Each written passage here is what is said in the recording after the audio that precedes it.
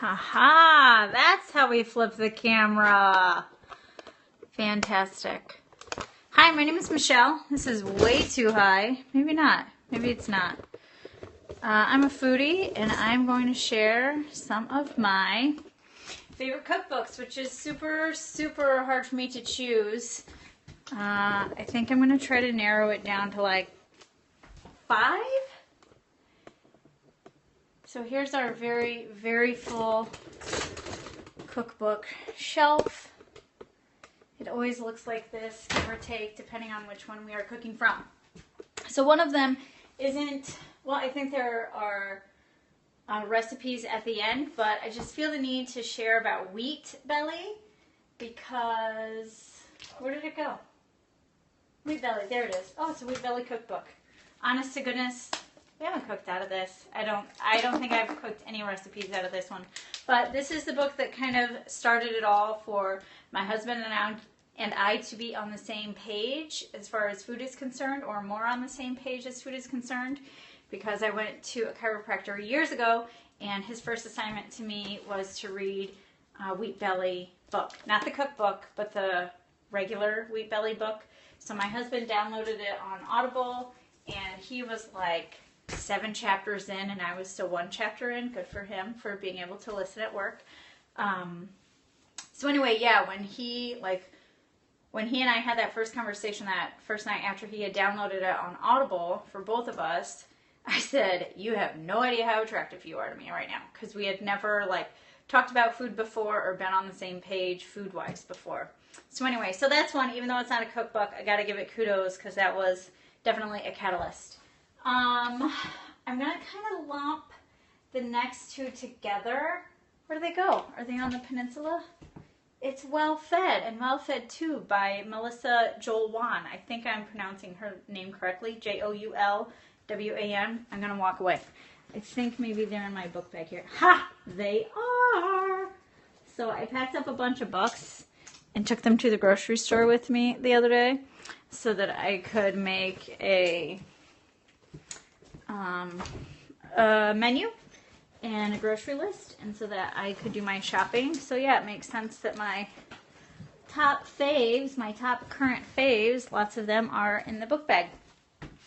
Anyway, so yeah, so a couple years back, hi there I am. Stephen asked for Well Fed and Well Fed Too for Christmas. So I got him one, and my mom got him one. And then as soon as they were open on Christmas, I was digging in and not sharing them and dominated the cooking out of them. So they're just amazing, amazing. I love that, not only does Melissa tell you A, about how long will it take to prep and cook, B, she has this awesome, awesome, awesome feature in every single recipe. This one's really good. We've made this one. I don't know how to say it. But this is my favorite feature. I don't know if you can see it. But it says, you know what that would be good with? Or you know how you could do that? So she gives it like one recipe but different variations. Yeah.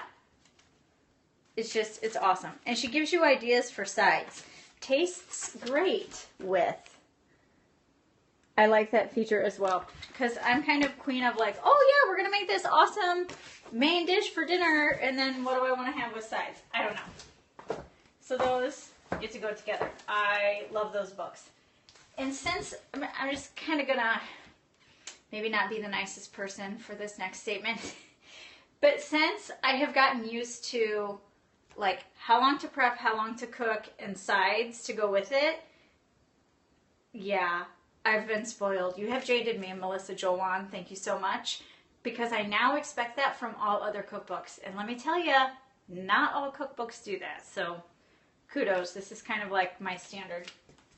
Another one that we've cooked from almost exclusively these past 2 weeks is One Pot Paleo.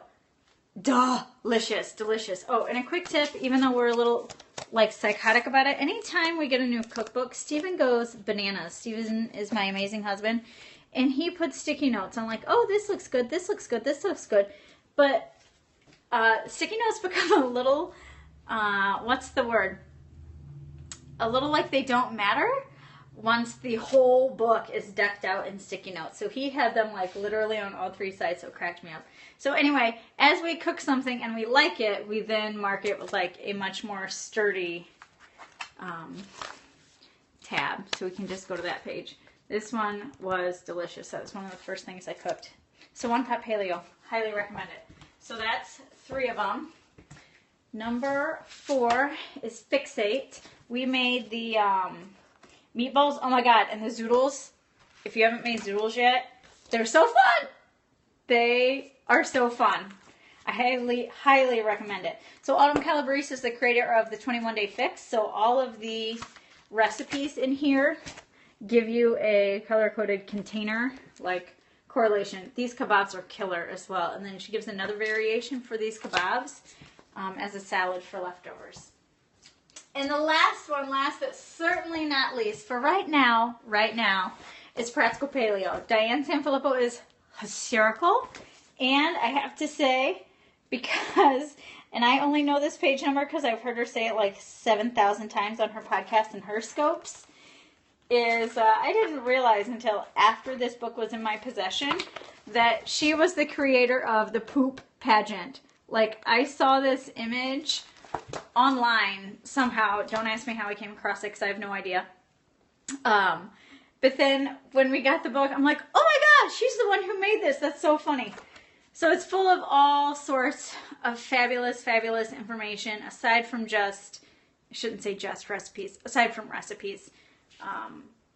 There's so much to learn. Like, I want to read this more often just because I feel like I would be smarter about nutrition from that. So anyway, there is my first scope. I have finally done my first scope. I noticed a few minutes ago that I had one person on, so thanks so much. I will be scoping some more. I think I want to do like some cooking stuff because I love to cook anyway, and it's very easy for me to talk about cooking stuff. So I hope to see you again. Thanks.